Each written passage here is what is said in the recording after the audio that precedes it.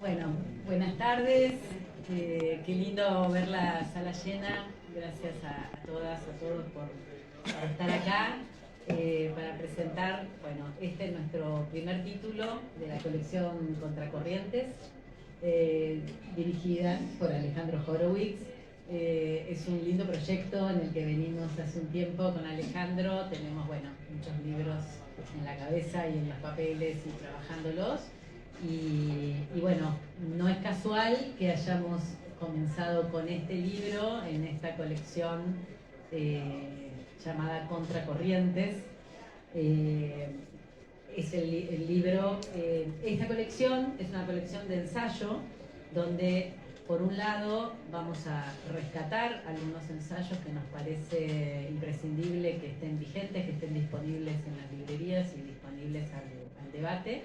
Y también vamos a publicar libros nuevos que se están escribiendo en este momento, que creemos que tienen vocación de convertirse en clásicos del ensayo y bueno, que estimulan el pensamiento de la misma manera que lo hicieron estos libros que queremos rescatar. Bueno, en el caso de este libro, es un libro del gran León Rosichner, Malvinas, de la guerra sucia a la guerra limpia, el punto ciego de la crítica política. Es un libro que fue escrito durante la guerra de Malvinas, que fue polémico desde su escritura y desde su publicación inicial. Tuvo distintas ediciones a lo largo del tiempo. La última fue en la colección de obras completas de la Biblioteca Nacional, que después Diego nos va a comentar.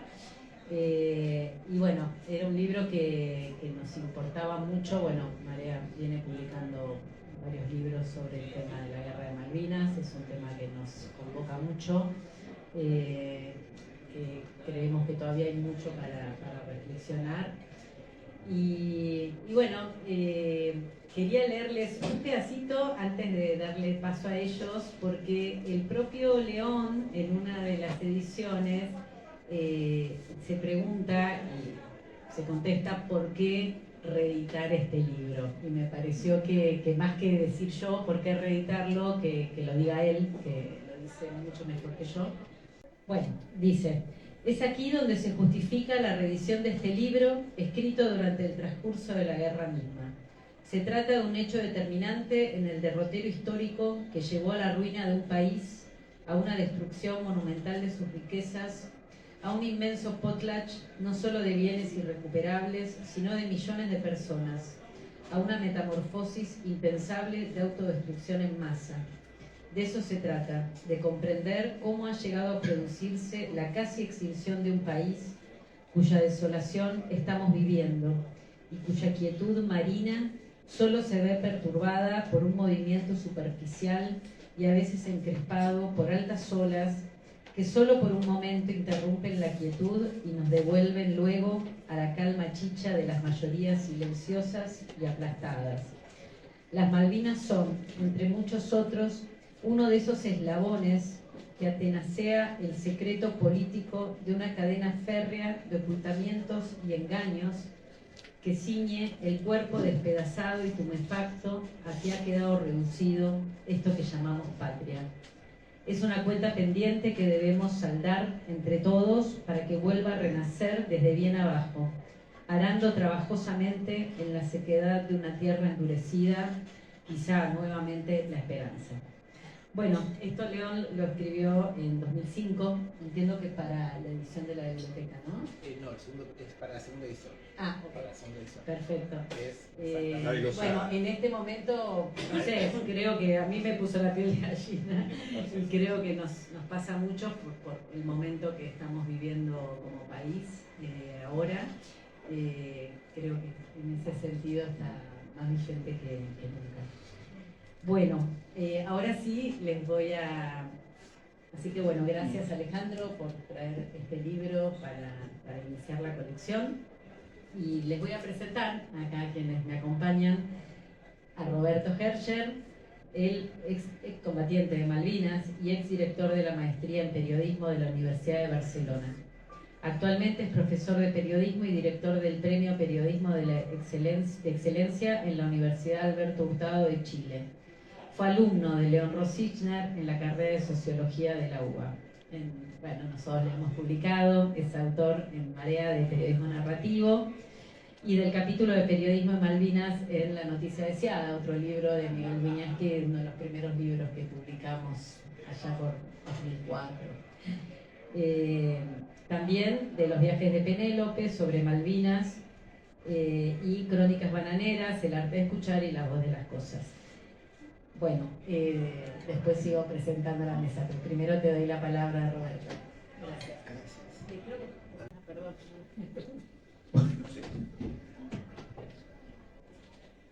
Tengo 62 años, es la primera vez que voy a cantar en público. Los de otras generaciones que empezaron a marchar por los derechos humanos al final de la dictadura, tal vez se acuerden de esto. Milicos, muy mal nacidos. ¿Qué es lo que han hecho con los desaparecidos? La deuda externa, la corrupción, son la peor mierda que ha tenido la nación. ¿Qué pasó con las Malvinas? Esos chicos ya no están. No debemos olvidarlos y por eso hay que luchar. ¿Se acuerdan?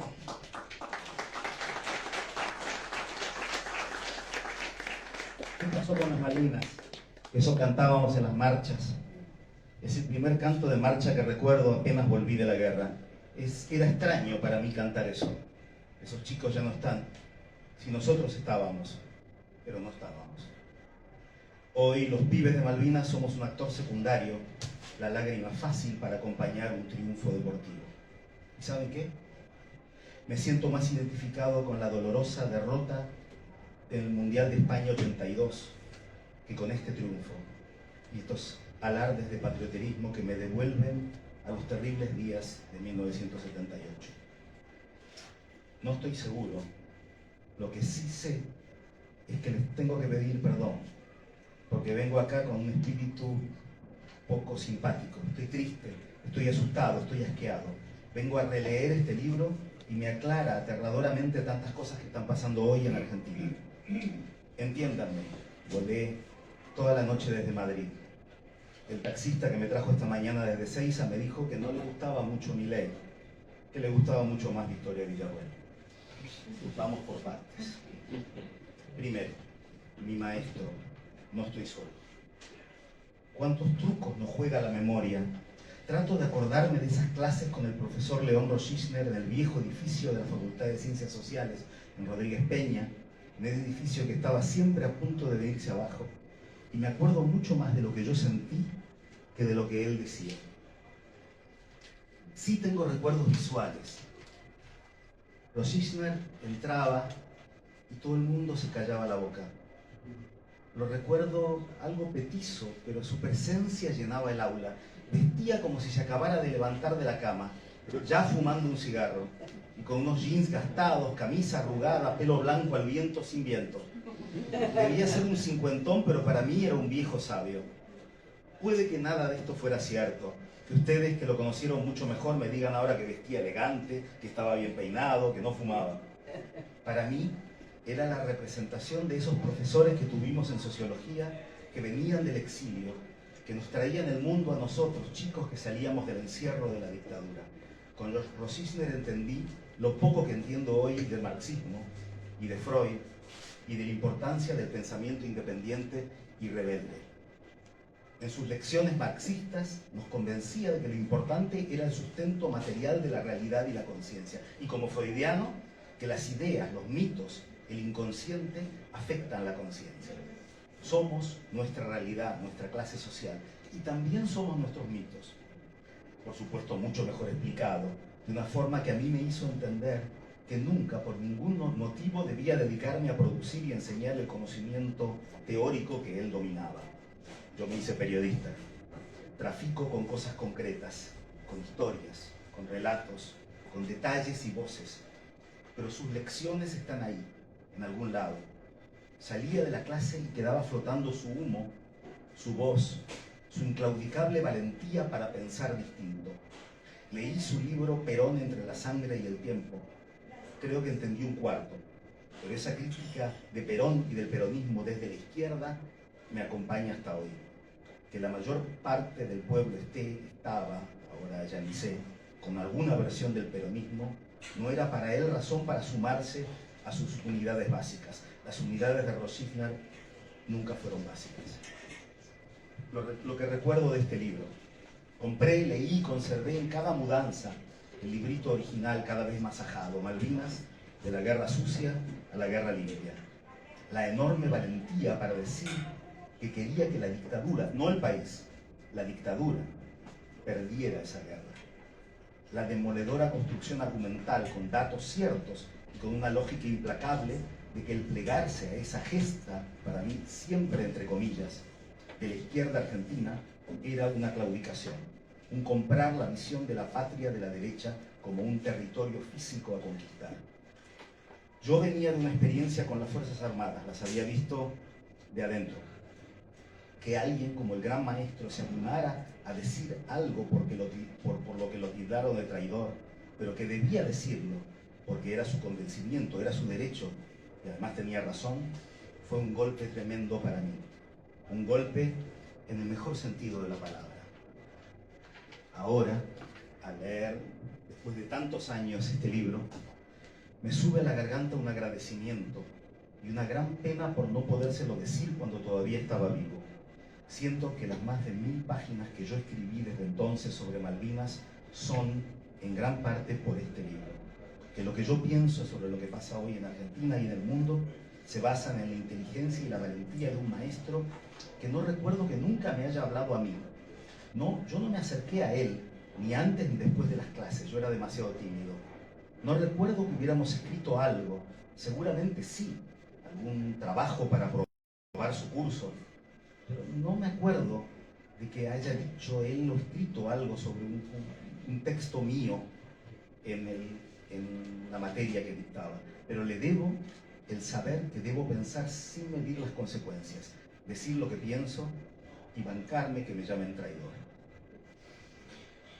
Esto se llama La Guerra. Lo publiqué el 2 de abril de 1992 en el suplemento Sí de Clarín. Y empieza así. Es el primer texto sobre Malvinas, que yo ya era periodista hacía varios años, pero sobre otros, no sobre mí. Esa mañana del 15 de junio de 1982, un día después de la rendición, nevó por primera vez. Ahí me di cuenta de que todavía no había empezado el invierno. Por los caminos escarchados, tropezando con las piedras, los fantasmas bajaban esqueléticos y ojerosos de las montañas. Nunca más vi miradas así. Yo pasaba con un grupo de sobrevivientes por entre los soldados de ambos bandos que enterraban a sus muertos, entre los charcos helados y el humo que salía de la boca junto con las puteadas. Después vi en el casino de oficiales a altos jefes militares de ambos bandos, risueñamente tomando whisky. La guerra de Malvinas es menos la que yo viví que la que imaginaron ustedes. Tiene más de fantasía que de realidad. Como me imagino les pasará a los que conocieron a Gardel o frecuentaron a Marilyn, ya se me hace que no me acuerdo bien lo que pasó.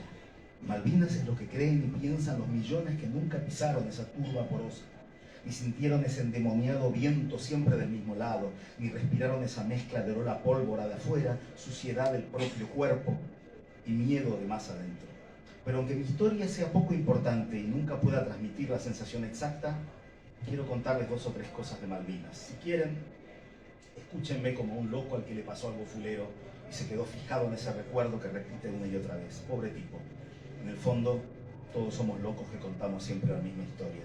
La diferencia es que esta es con soldados, tiros y suspensos, una de guerra.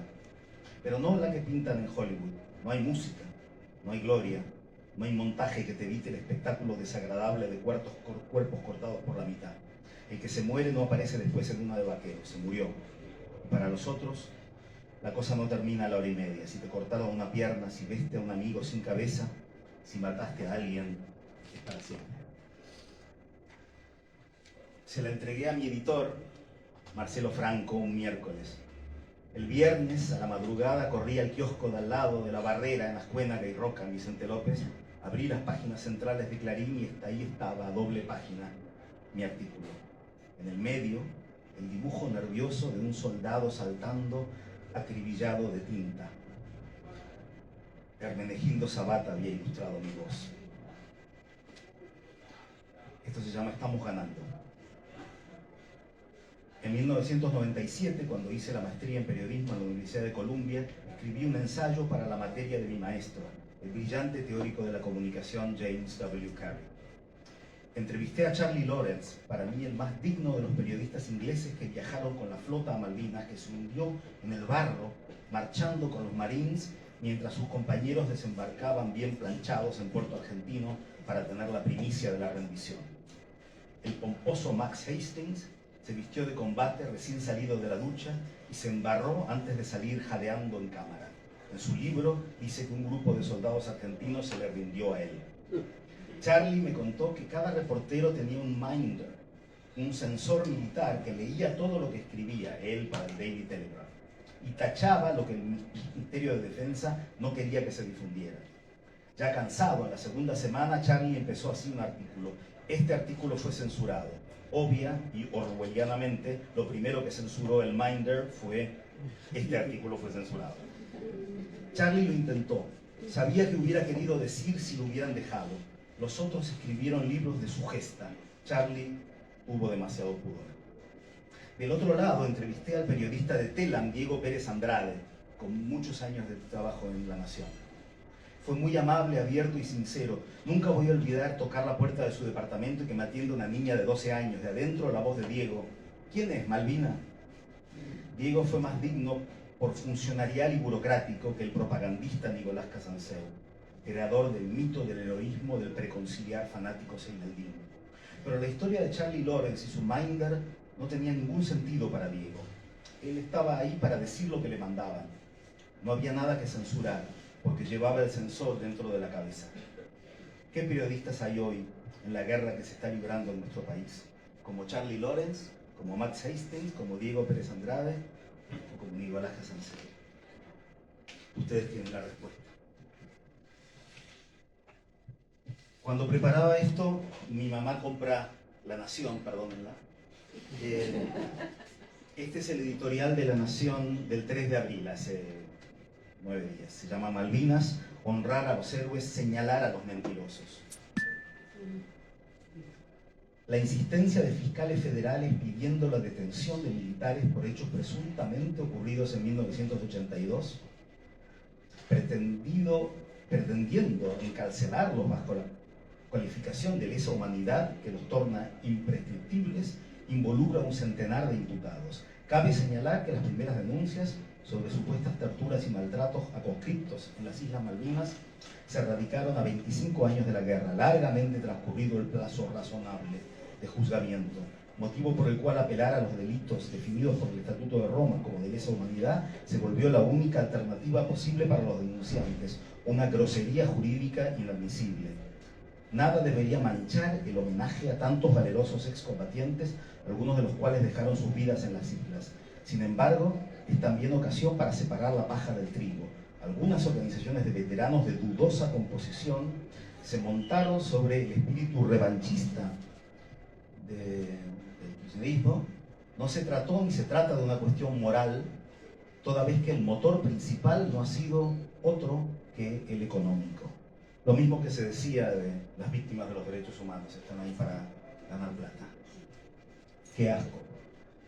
De todas las enormidades de este editorial, me quiero detener pensando lo que aprendí de Rosisner en un tema. Dice al final del editorial que no es delito de lesa humanidad porque el ingrediente de clandestinidad estuvo claramente ausente en las islas y las normas que rigieron la operatoria militar fueron las entonces vigentes con órdenes emitidas por superiores militares debidamente identificados, etc. Esto es el final del editorial. Que no hubo clandestinidad. En primer lugar, celebro que la nación reconozca que la represión de la dictadura sí fue un gigantesco crimen de lesa humanidad y que sí fue cometido en la clandestinidad. Pero quiero volver a mi punto anterior, de la censura, la autocensura y los periodistas en Malvinas. Y los 100 periodistas desaparecidos en dictadura. no cubrió la guerra ningún periodista que no fuera o un fanático como Casanseu o un triste propagandista de la Junta como Pérez Andrade. Eso es también actuar en la clandestinidad. ¿Quién estaba ahí para poder contar lo que nos estaban haciendo a nosotros los colimbas? No hablo de mí. A mí personalmente mis jefes me trataron bien. Incluso el almirante Edgardo Otero, cuando me mandó al barquito el Penélope, donde pasé la guerra y escribí el libro Los viajes del Penélope, con 4 cabos, superiores míos en el escalafón naval, me dijo solo medio en broma que me pedía disculpas a mí por mandarme con esos negros. A mí el almirante me percibía como de su misma clase. Ustedes saben de lo que estoy hablando. Me lo acuerdo todavía hoy, y eso que en ese entonces todavía no había estudiado marxismo con León Rochista. Pero para mí, lo que sigue en este debate que es de ahora mismo sobre las violaciones a los derechos humanos en Malvinas es que con todo lo que dice y nos recuerda León de la guerra sucia, Malvinas tampoco fue una guerra limpia. En 2021, cuando la Corte Suprema negó a las asociaciones de excombatientes la posibilidad de seguir peleando por justicia, publiqué un ensayo en la revista Anfibia que se llama La verdad estaqueada. Este es un fragmento. Otro elemento a tener en cuenta es a qué jurisdicción corresponden los hechos. Los desaparecidos, los torturados y asesinados eran civiles. Aunque el crimen lo cometieron militares, esas acciones no entraban en el terreno de la jurisdicción militar. Pero ¿qué es un conscripto? ¿Qué éramos nosotros? ¿Es un civil obligado a pasar unos meses de uniforme o es un militar de carrera? Por eso, lo que también se discute aquí es qué éramos, qué queríamos y aceptábamos ser los colimbas que fuimos a Malvinas. Por eso también me parece que este caso habla de mucho más que si unos viejos militares deben ir o no presos por la forma en que trataron a su tropa en las islas. En su presentación ante la Corte, el procurador Luis Santiago González Huarcalde defiende la posición de que son crímenes de lesa humanidad y por eso no deben prescribir. Las conductas imputadas en este proceso a su vez caen sin inconveniente en el concepto de tortura, dice Huarcalde. Para limitarse solo al caso más frecuente, atar de pies y manos a un muchacho debilitado por el hambre y el frío, sujetando sus ataduras a estacas clavadas en el piso, dejarlo así acostado sobre el fango helado durante horas, inmovilizado y sin ninguna protección contra el clima inhóspito del Atlántico Sur, hasta que estuviera al borde de la muerte por enfriamiento para sí, con el pretexto de castigarlo, intimidar a él y al resto de la tropa, es en sí una forma de maltrato incuestionablemente cruel, brutal, inhumano e intencionadamente degradante. Una de las formas de maltrato, en fin, para las que reservamos el término tortura. De estos hechos estamos hablando. Estas son las cosas que pasaban en Argentina durante la dictadura y estas son las conductas que desde la época del Martín Fierro sucedían en el ejército. Una institución poderosa, cerrada, impune. Vuelvo a leer esto hoy que publiqué hace 4 años y no tengo duda, pude dejar de ser el niño y el adolescente educado por la dictadura gracias, entre otros, pero muy especialmente, a la forma en que León Roschichner me enseñó a pensar, a animarme a pensar. Como nos quedan en la memoria las cosas más luminosas que leemos, aun cuando no nos acordemos, ahí están en la forma en que hoy reflexionamos. Lo último que quiero leer se llama Leer este libro hoy. Quiero terminar con uno de los muchos párrafos de este libro de León que en una lectura actual me interpelan, me quedan rondando, me parecen proféticos. Dice Roschichner, refiriéndose al documento de los exiliados de izquierda en México que apoyan la toma de Malvinas mientras repudian la dictadura que la estaba protagonizando. Cito: pero hay que analizar más claramente este modo de razonar, porque aquí se revela una de las modalidades de la política de izquierda. Designar como falacia el hecho de explicar el acontecimiento recurriendo al origen significaba, como hemos visto, desalojar precisamente el acto del marco histórico, objetivo y subjetivo de su sentido material. Así aislado, este acto podía considerarse como justo como si lo justo fuera una cualidad adherida al hecho con independencia de las condiciones posibles de su realización. Teira hace presente que nos referimos, como los autores lo hacen, a la reivindicación justa que se prolongó en la recuperación militar. Un acto justo podría ser realizado por cualquier medio y hasta ser incluido en el acto de otro acto injusto. Valdría de por sí, más allá de quien lo ejerciera y de la inscripción que ésta adquiera. Solo se atiende al resultado también puntual. Y como en política todo es válido, se dice, o hay al menos muchas cosas a las que plegarse, y como aprendimos también que en la política hay que llegar hasta tragarse sapos, no importa quién realice esos actos ni las intenciones de quienes los piensan. Eso se lo pone a cuenta la subjetividad de los autores, que ven aparecer una cosa diferente cuando esperaban otra en su lugar. Pero aquí, como vemos, no se trata de la subjetividad de los sujetos militares, se trata del marco real, material, económico, político, social, que forma sistema con la posibilidad de alcanzar los objetivos propuestos, lo concreto real. Es extraño ver cómo los autores de este documento en México reconocen la represión brutal, los crímenes, las intervenciones degradantes, los asesinatos, la entrega del país al poder del imperialismo, la censura, la persuasión, la persecución, el hambre. Todo eso es verdad, corresponde a la acción de las fuerzas militares. Y al mismo tiempo, como si se tratara de algo separado, cuya órbita recibe en otra constelación, pueden decir que ese acto de ellos, los injustos, realizan, aunque sea lograr su propia salvación, no por eso deja de ser justo. Como si todo lo anterior que habían descrito no configurara la condición material, y no solo moral, de la realización de lo justo. Significa pensar en el limbo de los valores puntuales y olvidar la implicación material que le da realidad a ese acto. No se trata, el nuestro, como se ve, de un juicio moral. Se trata de decirles que también era un falso cálculo que dejó de lado la materialidad de su inscripción. Por eso decíamos antes que la ética no está separada de la verdad. La prosa deslumbrante de León Roschichner que ilumina e incomoda. No sé cuántos somos, pero con este verdadero León me siento, por una parte, desolado, porque nuestra Argentina no aprendió lo que él nos quiso enseñar y estamos hoy muy mal. Pero también me siento extrañamente feliz, porque si lo leemos, vuelve a la vida y no nos sentimos tan solos. Muchas gracias.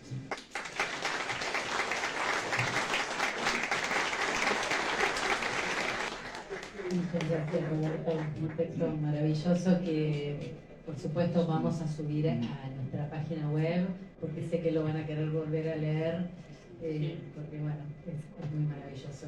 Además de estar en nuestro canal de YouTube, esta grabación que estamos haciendo, pero bueno, vamos a subirlo.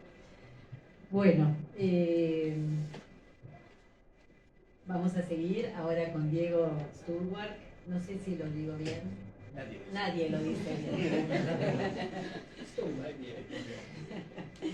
bien. Bueno, Diego fue, como decíamos, quien recopiló y curó y trabajó sobre los textos de León, hicieron un rescate monumental en la Biblioteca Nacional en la época de Horacio González.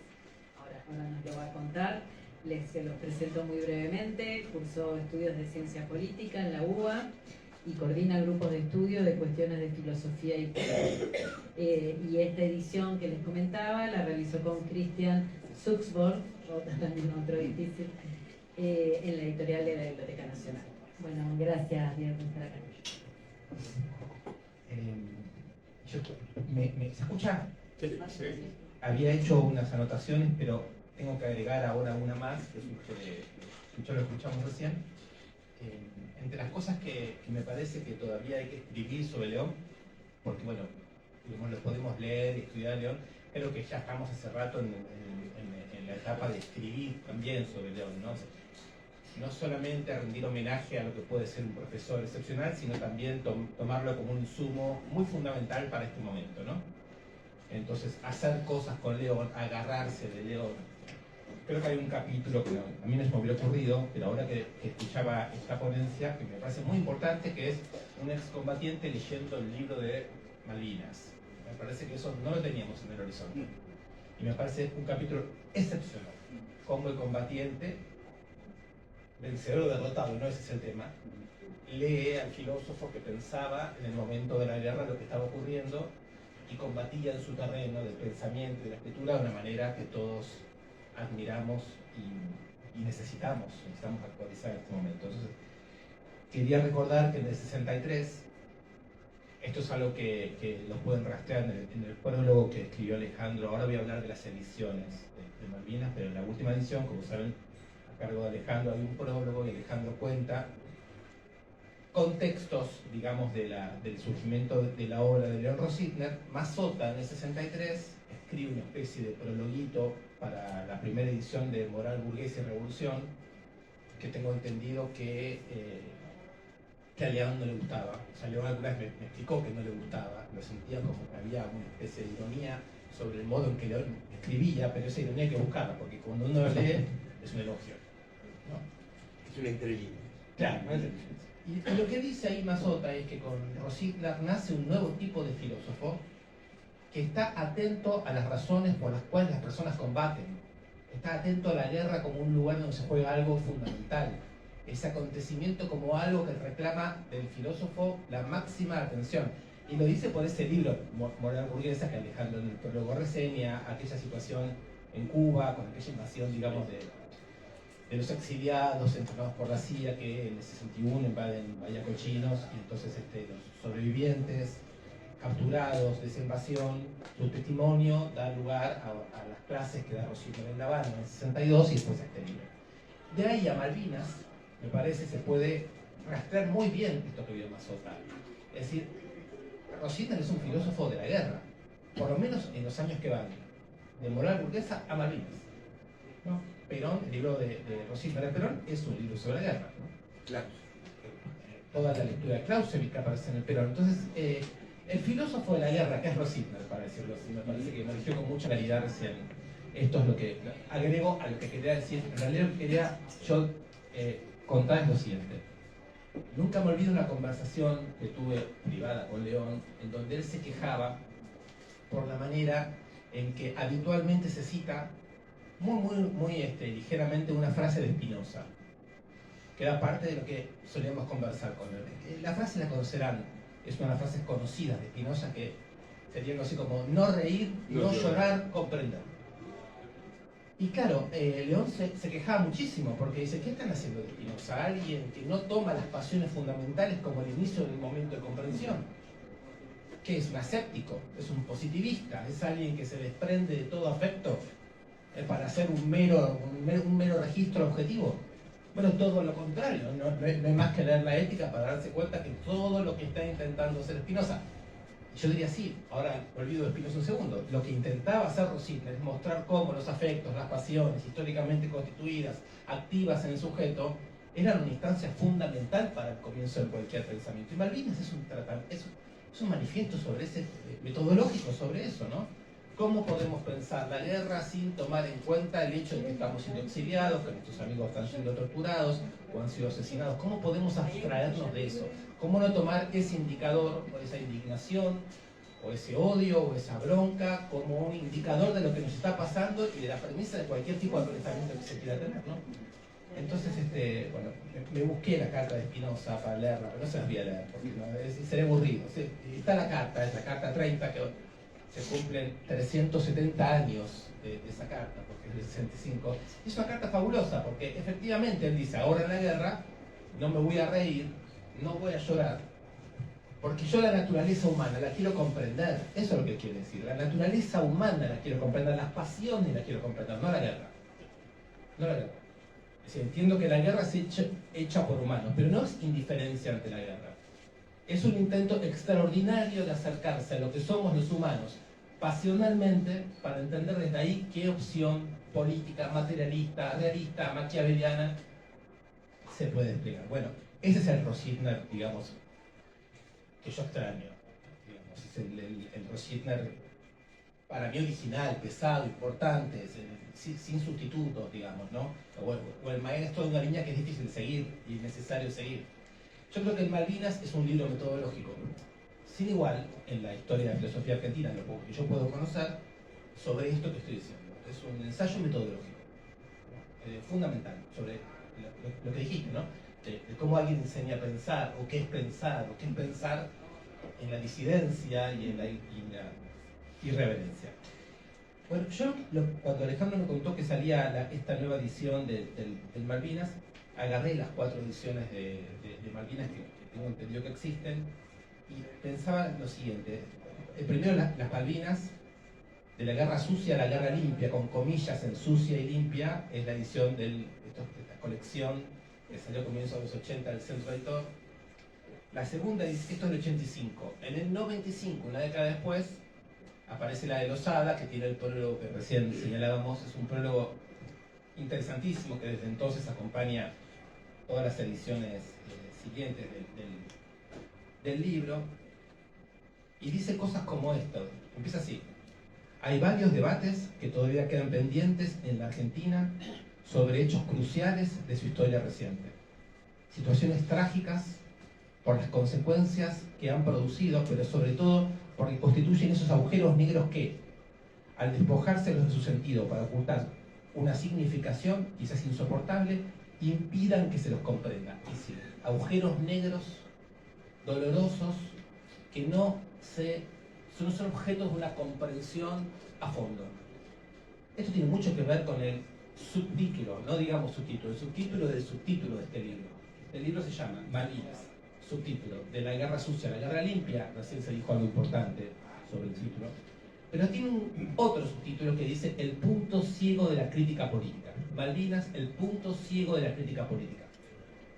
Esos acontecimientos que porque no aceptamos pensarlos a fondo y conectarlos con el resto de los acontecimientos, quedan como flotando, quedan como irracionalmente vacantes para que el patrioterismo de derecha haga con eso lo que se le canta. Responsabilidad de una intelectualidad que no se anima o no tiene cómo meterse en esos lugares incómodos. Ahí, Rositner puro, digamos, ¿no? Rositner indicándonos que la historia argentina está hecha de esos agujeros que no nos animamos a pensar a fondo. Bueno, la tercera edición es la que hicimos con Cristian, con parte de la obra en la Biblioteca Nacional, a cargo de Horacio González, pero sobre todo quiero nombrar al equipo de gente que trabajó mucho en esta edición a cargo de Sebastián Skolnick. Fue un trabajo excepcional porque el libro es muy bello, a muy bajo, no el libro, la colección, a muy bajo precio, y fue una muestra también ahí, ¿no? De lo que en ese momento Horacio González mostró, lo que podía ser un lugar cultural, público, ¿no? Reconstruir la obra de un filósofo, la obra entera de un filósofo. Esto es del 2005. Y luego siempre terminados en 5, ¿no? 85, 2005, 2005 y ahora 10 años. Perdón, esto es 2015. Y siempre terminando en el 2005, bueno, ahora, en el número 5 tenemos ahora esta nueva edición que estamos presentando con el prólogo de Alejandro, del que ahora voy a querer decir algo. ¿Cuántas tapas puede tener un libro? Me pregunto, ¿no? O sea, no son reimpresiones, son ediciones de editoriales distintas. O sea, es un libro que se vuelve necesario cada 10 años. Ese es un dato, sí, tonto, que me di cuenta mientras lo miraba, pero decía, es extraño, ¿no? Un libro tan disidente, tan a contramano, que toca un tema que todavía hoy es más doloroso que discutido, sin embargo tenga tantas ediciones y uno pueda presuponer todavía en la Argentina tantos lectores. Y uno se pregunta, ¿dónde quedan las lecturas de Rositner sobre Perón, las lecturas de Rositner sobre Malvinas? ¿Qué marcas van teniendo después? Esto es una cosa que Alejandro dice en el prólogo, ¿no? No hay grupos políticos en la Argentina que sean capaces de tomar en serio el pensamiento de León. Se lo picotea, se lo toma así nomás, pero no aparece todavía una cultura política consistente capaz de hacer de los textos de Rositner un camino o una dimensión necesaria de un camino. Digo una cosa de lo que escribe Alejandro. Bueno, Alejandro habla de Malvinas como la elaboración del trauma. Es el modo en que León identifica la cuestión de la elaboración de un trauma. Solo lo nombro, no solo para decir que leo las cosas que escribió Alejandro, lo que es bastante evidente, sino que la idea de que en Malvinas hay un trauma liga mucho con el tema de los derechos humanos, que es el que Alejandro lo cita, ¿no? Con el tema de los derechos humanos tal como todavía hoy lo seguimos pensando. Vos nombraste recién a Villarroel, es una cosa que uno intenta evitar, pero es cierto que está ahí, hay que nombrarla. Es decir, no hace más de 4 días que un notorio dirigente peronista, Guillermo Moreno, dijo: lamento mucho que Villarroel nos afilie al peronismo, dado que ella no torturó. O sea, estamos discurso político catastrófico, donde ese aspecto ciego y oscuro que Rosichner denunciaba lo toma todo, ¿no? Y el mundo de los derechos humanos no está actuando en este momento como un proveedor de verdades a la altura de lo que la filosofía de Rosichner planteaba. O sea que estamos en un momento en donde volver sobre estos textos me parece fundamental. En el texto de Rosichner, de Malvinas, Rosichner identifica a las madres de Plaza de Mayo como el único principio alternativo que en el país permite pensar una forma distinta de soberanía, no sobre la guerra, sino sobre quienes cuidan los cuerpos, quienes toman por premisa el cuidado de los cuerpos. Son frases que dichas en esos años son muy premonitorias de cosas que hoy todavía son fundamentales. Termino con 3 comentarios breves. Cualquiera que no haya leído el texto y lo lea se va a encontrar con una idea de León que es fabulosa y todavía hoy es muy orientativa contra el ilusionismo político. Es imposible que haya una guerra de liberación si quien la conduce es un ejército genocida.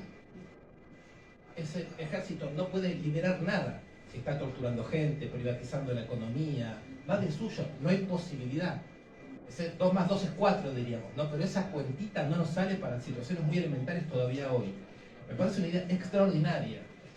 Si se está liquidando la economía, si se está liquidando el territorio, si se está liquidando la vida de las personas, ¿qué esperanza poner ahí? ¿Qué ilusión poner ahí? Ahí Rosichner empieza un trabajo muy interesante. Lo mismo pasó con el 1 a 1 y la convertibilidad, y lo mismo ocurre cada tanto, ¿no? Ilusiones en procesos que, pensados en su elementalidad, deberíamos darnos cuenta que es el enemigo organizando acrobacias. Lo otro, que es algo que trabajó mucho Alejandro y que el otro día en la radio lo comentábamos, es el galtierismo, ¿no? Ligado al tema de Malvinas. La idea de un jefe militar que cree que Estados Unidos le debe un favor por haber estado en Centroamérica entrenando a nicaragüenses y salvadoreños en la guerra contra la liberación nacional y social. El 2 de abril último, estábamos con Alejandro en la radio y Milei viajaba a Estados Unidos creyendo que Estados Unidos le debe algo y esperando de vuelta, o sea, ese galtierismo que es parte de las élites políticas y que todavía no hemos logrado quebrar. Lo último, un año antes del triunfo de Milei, cuando fue el último mundial, se corrió en la ciudad de Buenos Aires y en todo el país millones y millones de personas en las calles, los chicos de Malvinas o los pibes de Malvinas que no voy a olvidar. Se cantó eso. Un año después, en el debate entre Milei y Massa, Milei dijo: yo admiro a Margaret Thatcher. Y ese señor se quedó con los votos de lo que cantaban los chicos de Malvinas que no voy a olvidar. Estamos ante el problema del punto ciego de la crítica de una manera escandalosa, y hacer de ese fragmento que es Malvinas una parte para reconstruir el poder de la crítica es una cosa fundamental. Se la debemos mucho a León, y yo creo que Alejandro acierta mucho y Marea acierta mucho al traer de vuelta el peligro en este momento.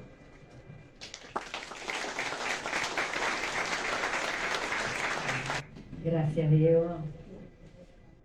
Bueno, ahora le voy a dar la palabra a Alejandro. Primero, para los que no lo conocen, voy a contar un poquito quién es Alejandro. Es ensayista.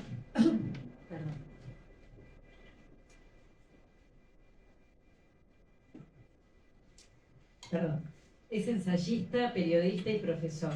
Es doctor en Ciencias Sociales, summa cum laude, con una tesis sobre la dinámica de los golpes de Estado en Argentina, que poco después se convirtió en su libro Las dictaduras argentinas, por el cual ganó el Premio Nacional de Ensayo Sociológico en 2013. Es autor, bueno, muchos lo conocen por este libro, Los Cuatro Peronismos, El País que Estalló, El Huracán Rojo, El Kirchnerismo Desarmado y Lenin y Trotsky.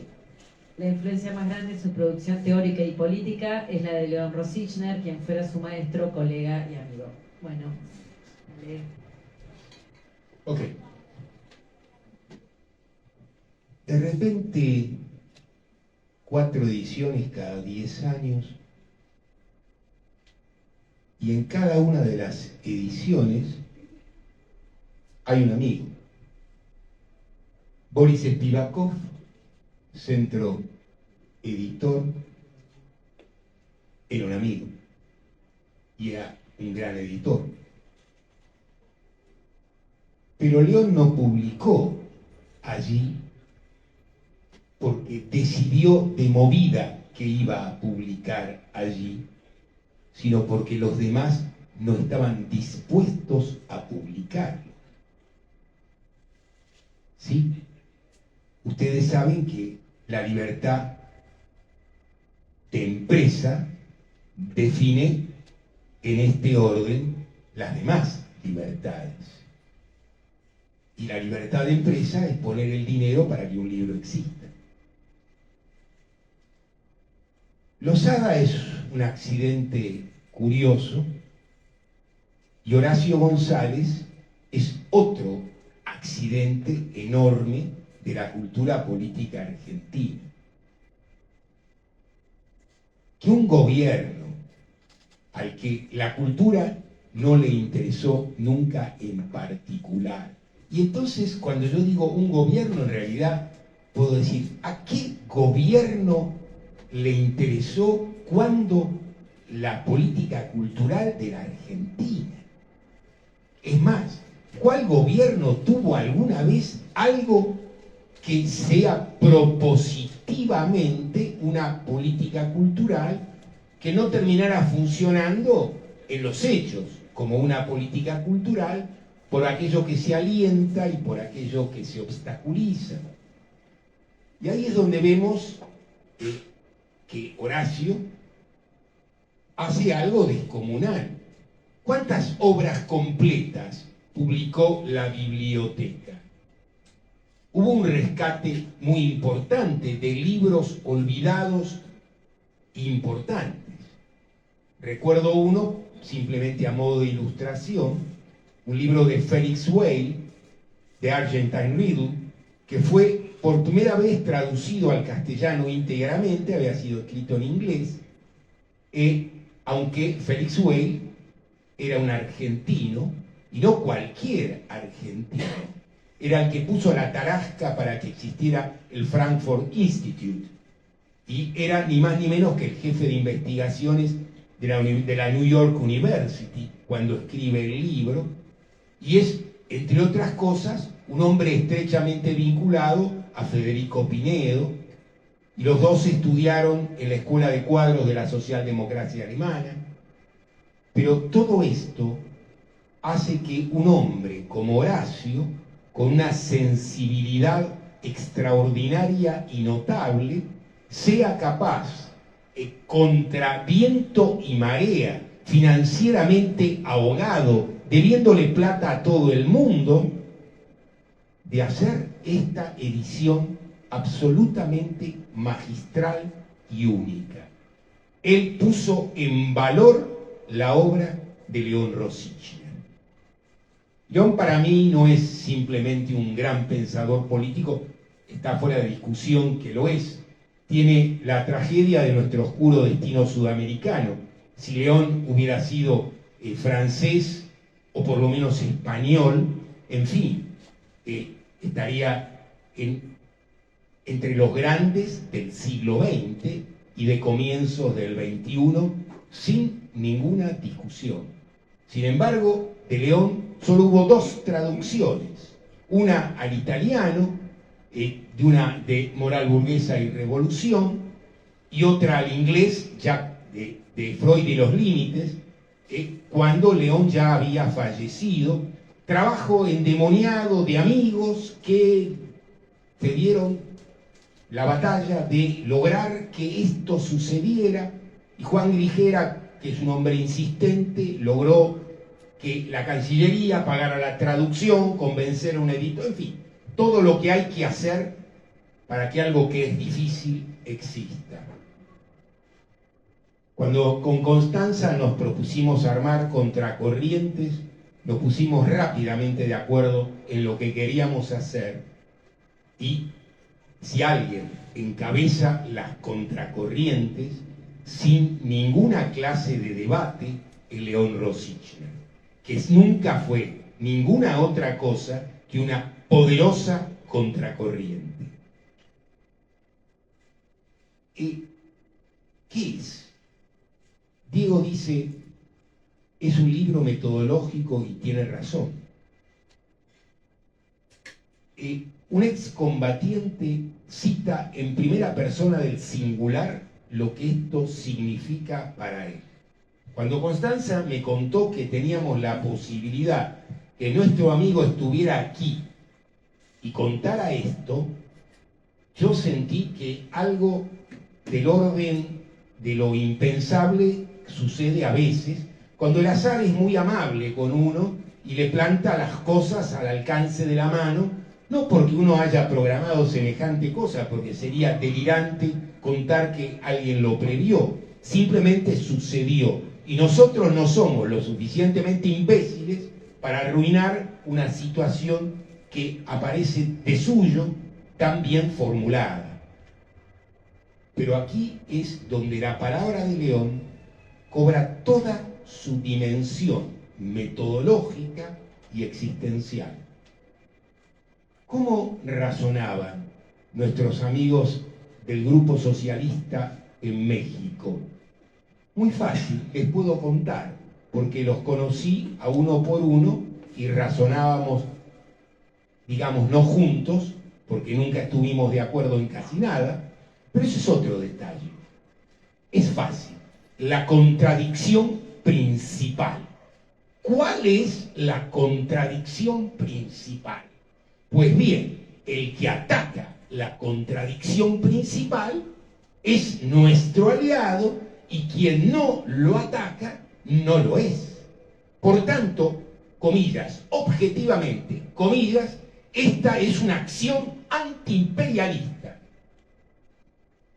Caramba.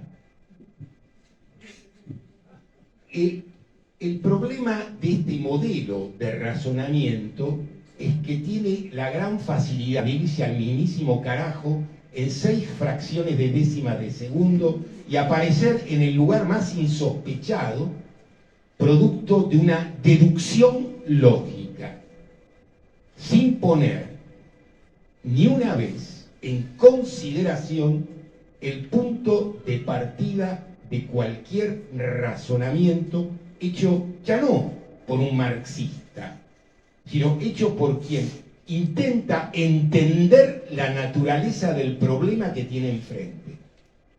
Y la pregunta fundamental, cuando uno dice ¿qué clase de gobierno es este?, es ¿cómo gobierna?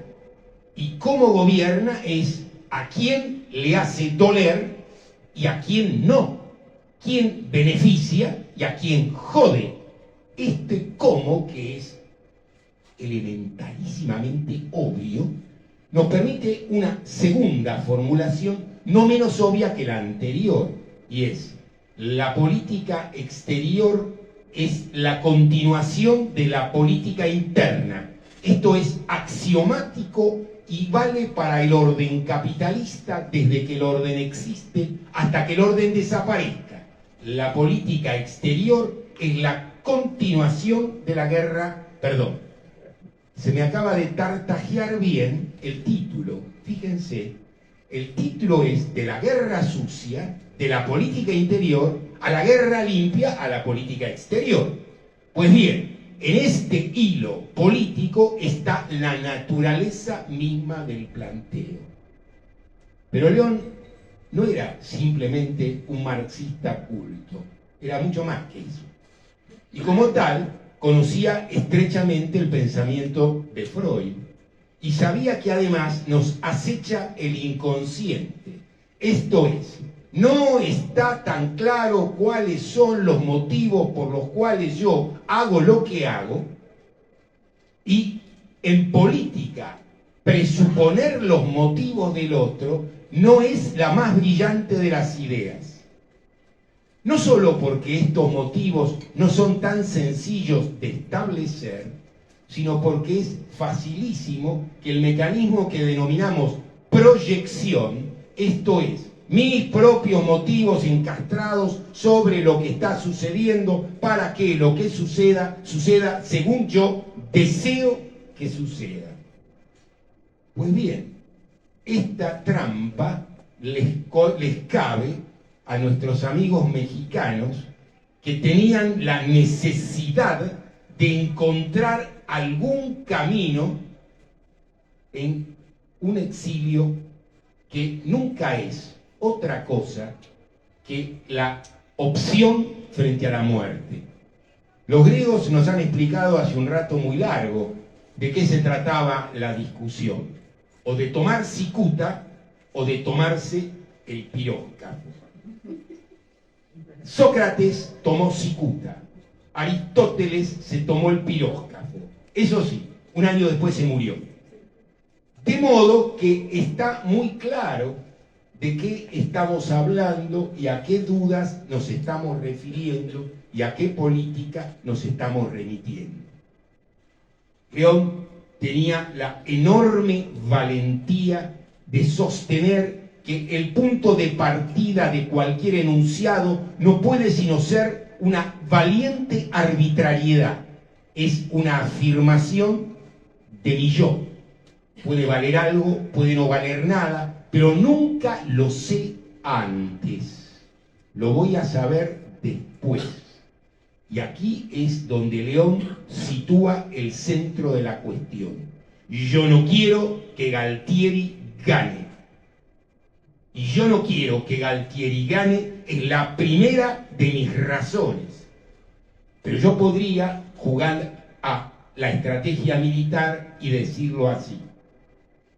Para que ganemos en la guerra de Malvinas, es preciso que derrotemos a Galtieri. Esto es, si no derrotamos la política interna que Galtieri expresa, jamás vamos a vencer en Malvinas ni en parte alguna. Y ahí pegamos la vueltita y empezamos otra vez con Contracorrientes y León. Y no se trata simplemente de un título taquillero. Fíjense, no es que carecemos de sentido de la oportunidad, no.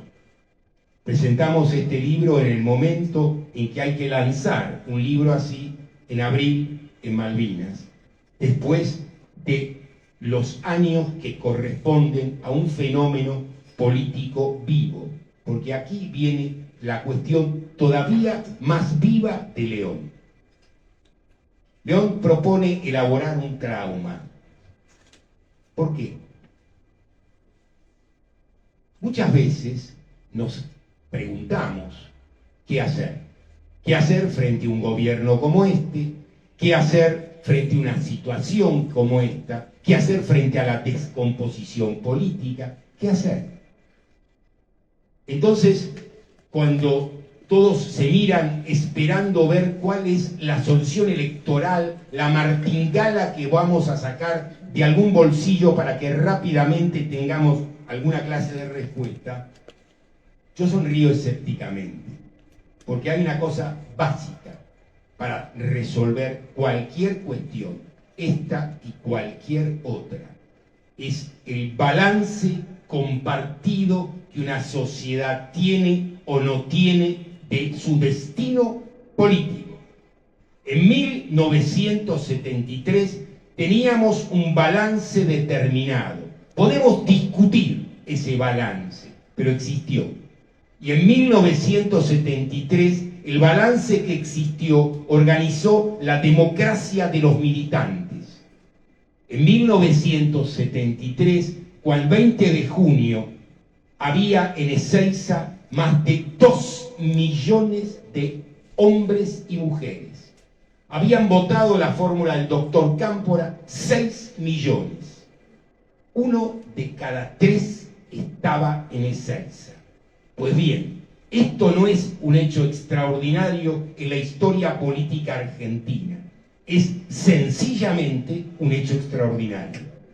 En 1983 también se movió mucha gente, pero ya era otra cosa. Era la democracia de los ciudadanos. Los ciudadanos tienen derecho a peticionar y las autoridades tienen derecho a escuchar su petición, a rechazar su petición, etcétera, etcétera, etcétera. ¿Por qué? Porque no había balance. Y entonces, frente a la ausencia del balance, la gente caía postrada hipnóticamente frente a un Alfonsín que recitaba el preámbulo de la Constitución. Más básico que eso hay que buscar. Y sin embargo era electrizante. ¿Por qué? Porque era descubrir que había alguna clase de orden posible que no fuera el orden de la dictadura burguesa terrorista. Y ese orden, esa constitución, parecía ponerle alguna clase de límite. Poco tiempo después, el doctor Carlos Saúl Menem inventó, junto con el doctor Cavallo, la convertibilidad. Esto es algo que entre 1975 y 1991 no había pasado nunca. ¿Qué era esto? Estabilizar la moneda, poner un ancla para el peso. En esos largos 16 años hubo 2 hiperinflaciones y en ningún año la inflación fue inferior al 100% anual. Entonces caímos en éxtasis. Estábamos a 660 pesos de Miami. Y entonces a 660 pesos de Miami se transformó en la democracia de los consumidores. Y la democracia de los consumidores estalló y tampoco hubo balance. Pues bien, León es el nombre de la necesariedad del balance compartido. León es el que nos hace saber que si no somos capaces de elaborar la llaga, que si no somos capaces de construir un balance, Milei es nuestro destino definitivo.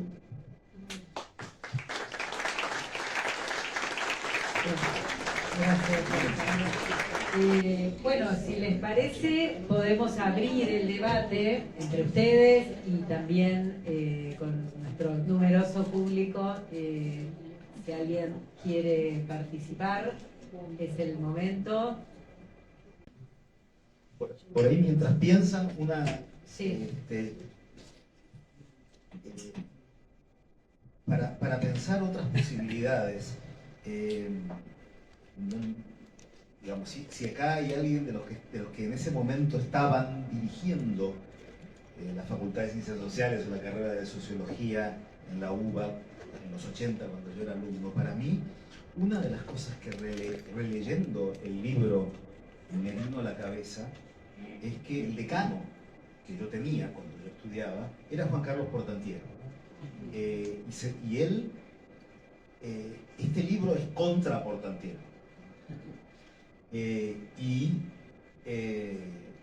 Entre los profesores, incluido Horacio González, Leonor Arfuch, gente,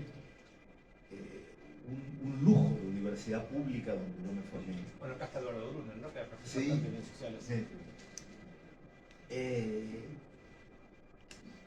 Una cosa digamos, a mí me dice algo esto de que digamos, a Juan Carlos seguramente le dolió este libro. Digamos, se destruye punto por punto. Y tal vez, digamos, por el liderazgo que él tenía, por ahí él escribió o coescribió ese manifiesto de los exiliados en México, contra el cual escribe León. Y León, digamos, y en la facultad dirigida por Juan Carlos, estaba León y lo había opuesto o aceptado. Yo siento que en lo menos que tenemos que hacer es estas pequeñas peleas y rencillas personales. Entonces ese recuerdo me parece importante. Un minuto porque esto vale la pena. Yo y muchos no teníamos ningún acuerdo con el negro Portantiero. Esto no significó jamás, ni una sola vez, y el que diga otra cosa miente, que el negro Portantiero haya puesto alguna clase de objeción a que alguno de nosotros participara en esa carrera y en esa facultad. Primera cosa. Segunda cuestión. León y el negro, aparte, nunca se pelearon personalmente. Era un debate político con diferencias políticas. Ninguno transformó eso en mezquindades personales, ni un poquito así. Más, León nunca tenía el ingreso prohibido a la carrera de filosofía. Muchos de los que estábamos en sociología estábamos allí porque era el único lugar que nos daba lugar. Todos los demás no. Y eso es, entre otras cosas, la facultad. Esa facultad. Tengo una consulta. Sí, y eso que él usaba algunas expresiones fuertes como delirio colectivo, coherencia alucinada, ¿no? Me interesa conocer las reacciones de este grupo, de estos intelectuales posteriores a la publicación del libro o a las revisiones del libro. Seguramente con el tiempo haya habido una revisión de esas posturas, no sé si... No conté la posición. Claro. Es cierto que Portanti era una voz fuerte en ese grupo, y también es cierto que en ese grupo estaba Aricó, y estaba de Hípola, y estaba gente que muy brillante y, digamos, de mucha participación político-intelectual antes y después de ese documento, ¿no? A mí lo que me tocó, siguiendo un poco este debate, es hablar con de Hípola, que además le dedicó 2 artículos posteriores a León, ¿no? Uno de ellos a mí me interesó y lo entrevisté a él sobre el asunto, una larga entrevista que todavía tengo que desgrabar. El debate continuaba, yo creo que el debate continuaba, independientemente de que de Hípola pueda haber dicho León tenía razón en ese debate, independientemente de que lo podría haber dicho, yo creo haberlo escuchado, pero independientemente de eso había un debate que persistía, y es si la política democrática puede ser o no pensada con el modelo de la guerra. Es central esa discusión y ahí no hubo acuerdo. Y digamos así, el gramscismo que se trabajó durante el gobierno de Alfonsín, que este grupo trabajó durante el gobierno de Alfonsín, la sustitución del problema de la revolución por el problema de la democracia, una cierta idea de la democracia, no encontró nunca un punto de acuerdo con la dirección que León, Viñas y otros siguieron pensando hasta el final. En el caso de León, yo insisto con esto, no hay democracia simplemente, hay tregua, dice Rosita. Hay tregua, y no es lo mismo, porque no es lo mismo pensar que la democracia es lo otro de la guerra, que pensar que la democracia es un momento en donde el enfrentamiento abierto no se da, pero el enfrentamiento de clases sigue ocurriendo. Y por lo tanto la manera de pensar la democracia cambia muchísimo. Yo creo que hasta hoy no habría acuerdo, porque lo que Rositner insistía en sus libros, en sus trabajos, en sus conversaciones, es que lo que llamamos democracia solo tiene un valor real, no solo, como dijo Alejandro, y es muy cierto, en el sentido de que siempre es mejor un régimen que protege la vida de un enfrentamiento abierto, o de la picana, o de la tortura, que uno que no. Pero Rositner planteaba que si la democracia es una tregua, es el espacio y el tiempo en el cual las fuerzas que fueron derrotadas en la lucha de clases abierta tienen que reconstituir sus fuerzas. Entonces, no hay argumento con fuerza, o bien el argumento no vale nada. Me parece que hay un proyecto de lectura de la democracia y de la dictadura y de la lucha de clases en Rositner. Y hay un intento de leer, como decíamos, como Mazota había advertido bien, desde la Revolución Cubana para acá, la idea de que no hay categorías políticas que puedan sustraerse de la lucha de clases. Las que lo hacen son una farsa. Y yo creo que León no hubiera dejado de pensar eso nunca, ¿no? Mientras que pienso que otros de sus polemistas sí creían realmente que con Alfonsín y con la democracia parlamentaria y con la caída de la Unión Soviética había que quitar la guerra de las categorías políticas, que había que quitar la lucha de clases de las categorías. Digamos, ese enfrentamiento teórico que no es personal, como dijo Alejandro, que no es necesariamente personal, que no supone mezquindades personales, es una polémica central, todavía hoy me parece.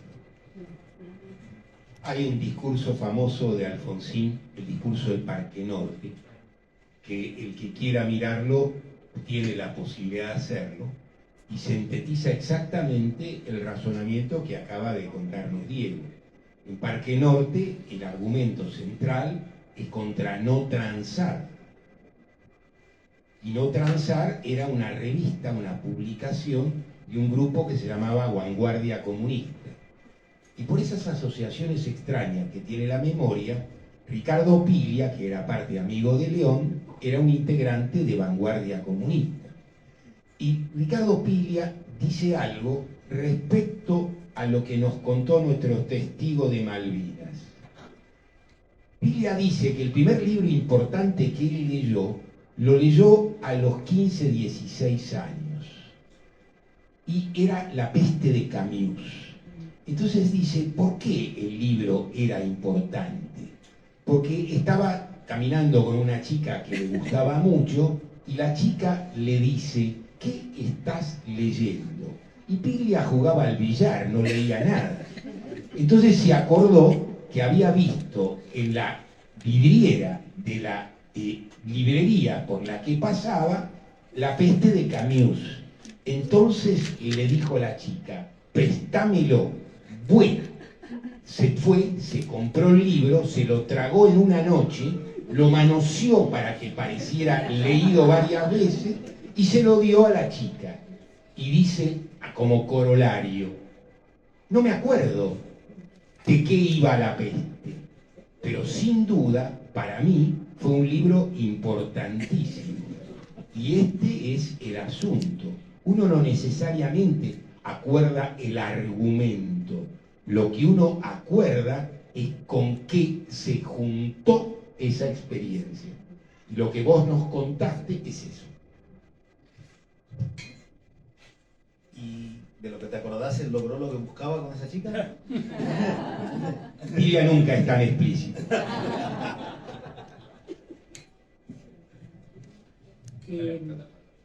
Sí. ¿Hay micrófonos? No, sí. A ver, eso, levantate un poquito así te escuchamos. Alejandro, yo en esos años militaba con el Fernando Ramos. Ramos tenía una colección exactamente. O sea, y él, en una charla, a ver, porque la contradicción es evidente, estábamos todos muertos de miedo, de repente alguien va sentado de los verdugos, él cita a Trump. Y dice, Trump que dice que en el caso hipotético, en que Inglaterra le declare la guerra al Brasil de Getúlio Vargas, nuestro deber como revolucionarios es apoyar al Brasil pacífico, porque el otro es un país interior. Es lo que contestó el gobernador que me convenció. Por otra parte, perdón, hay que ver la posición de la izquierda en América. Sí, claro. Idéntico, Sí. entre otros. Voy a recordar, ya que hablaste de Ramos, Ramos era un defensor de Kemal Atatürk y de los jóvenes turcos. Es más, cuando la primera vez en mi vida que yo escuché el nombre Kemal fue de boca de Ramos. Yo no sabía ni quién era, tenía 21 años. Pero después supe quién era. Y cuando supe quién era, entendí. Kemal es, entre otras cosas, el responsable de la masacre de 1,5 millones de armenios. Cosa que el gobierno turco no reconoce ni siquiera hoy. Esto no cambia 1 milímetro las cosas. Cuando alguien es así de nacional y así de popular, es igual que Kemal. Y el que cree simplemente que una finta define el comportamiento es alguien que se orienta muy mal. ¿Qué quiero decir con una finta y qué quiero decir con el comportamiento? El comportamiento es aquello que se sostiene en el tiempo y llega a un punto determinado posible, con victoria o con derrota, pero llega. Una finta es simplemente una escaramuza verbal por la cual se hace una salva y se sigue con lo mismo que se estaba haciendo 10 segundos antes. Malvinas no es otra cosa que una costosa y mal calculada salva.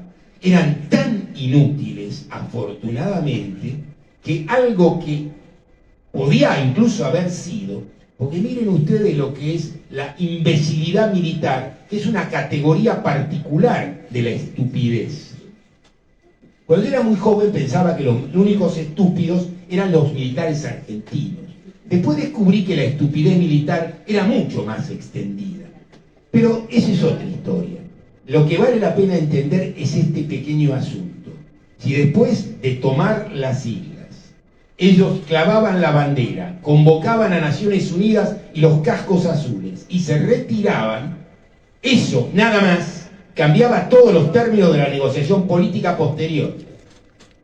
Pero para hacer eso hay que hacer algo más que una salva. Hay que tener pensado algo, no una improvisación absurda y delirante, donde el único cuerpo que se jugaba era el de los chicos, el de ellos no.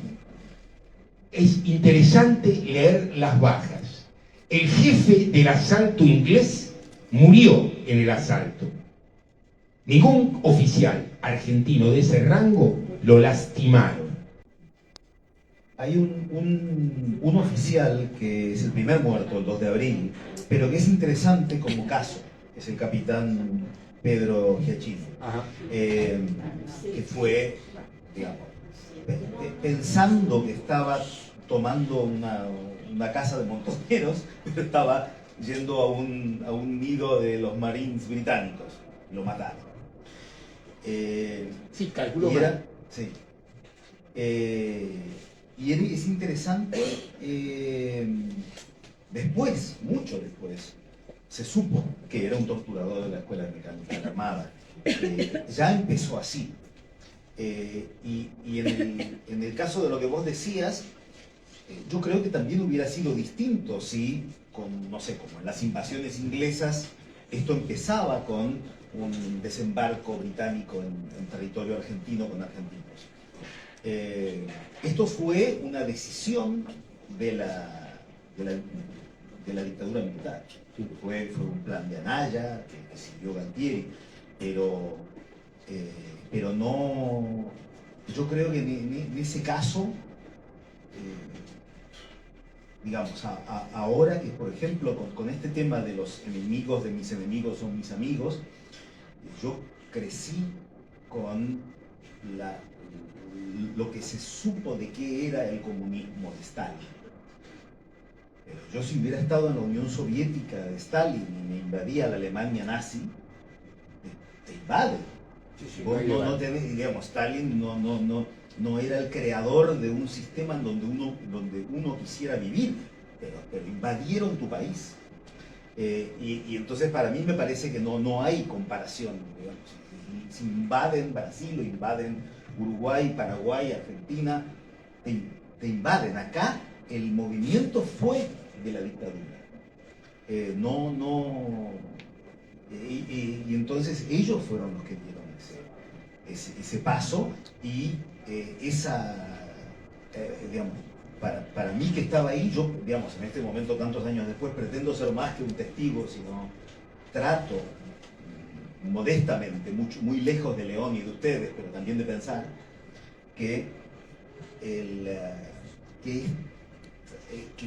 pero sin olvidar, yo creo que todos nosotros tenemos una historia inscrita en el cuerpo, y para los que estábamos ahí, lo que estaba pasando en el continente, el territorio, el tomar cada barco que supuestamente hundíamos en la revista Gente, era como un gol en el Mundial, era una estocada para nosotros.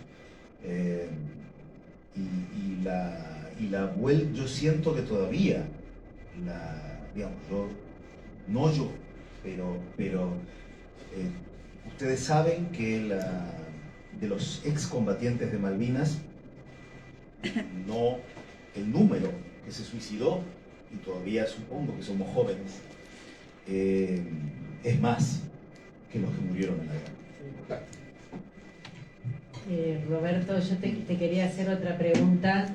O sea, explicaste súper claro, me parece que fuiste muy claro con respecto a esta declaración tan firme, esta valiente arbitrariedad, como la llamó Alejandro, de no quiero que Galtieri gane la guerra. ¿Cómo lo viviste vos en su momento, el joven Roberto, sí, excombatiente, cuando su maestro planteó esto tan fuerte para alguien que estuvo en el frente y que tal vez podía generar, bueno, yo estuve poniendo el cuerpo ahí, ¿no? Obviamente no estamos, digamos, como lo mismo que en el mundo académico, en el mundo político, entre los 10.000 excombatientes, tampoco estamos todos de acuerdo, y yo no hablo en nombre de nadie, por supuesto. solo de mí. Pero para mí, que llevaba un año, yo entré a la Colimba el 2 de abril del 81, y digamos, si hubiera leído el manifiesto de estos, que realmente habían, digamos, eran como vos dijiste, el exilio es terrible. Y también, digamos, algunos ellos mismos habían sido secuestrados y torturados, y todos tenían familia, amigos. Pero el tema de que esos militares que eran mis jefes, podían transformarse mágicamente en los actores de una guerra de liberación, era un chiste para los que estábamos ahí, y los teníamos enfrente. La generación de los oficiales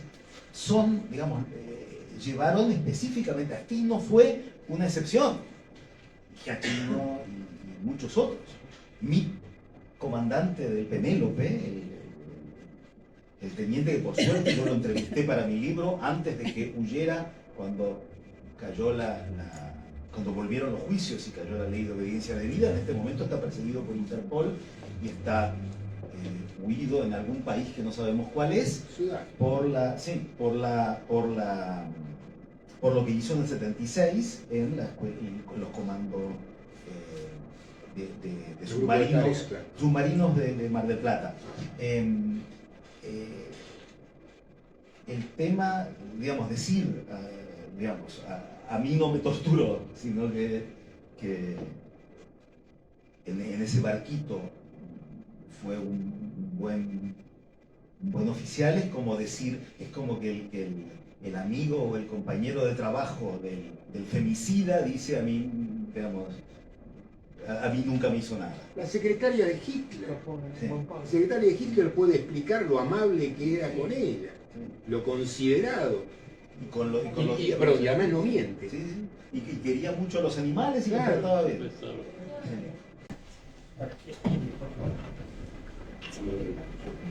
Simplemente anecdótico, y ante todo gran alegría de que aparezca el libro una vez más.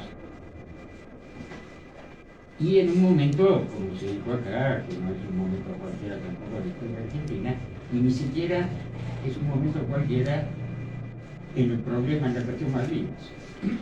Porque este comentario lo hago porque ella preguntó si sabíamos sabían cuál había sido la continuidad del debate y si había habido.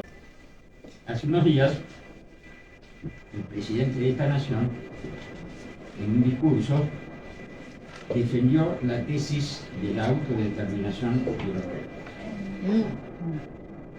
Una tesis, por supuesto, difícilmente defendible. Yo creo que fue en el año 2013, hubo una famosa solicitada llamada de los 17, donde 17 intelectuales argentinos, con argumentos muy distintos obviamente, defendieron también la tesis de la autodeterminación de la país. Esa solicitada la firmó, por ejemplo, Beatriz Ardo, Romerito. Romerito, Severelli, Lanata, Kovalov, etcétera, etcétera, y uno de aquellos amigos con los cuales León había debatido en su momento la cuestión. No voy a decir públicamente el nombre, porque, bueno, por supuesto, la solicitada se puede encontrar. Así que sí, hubo gente que cambió de posición, evidentemente.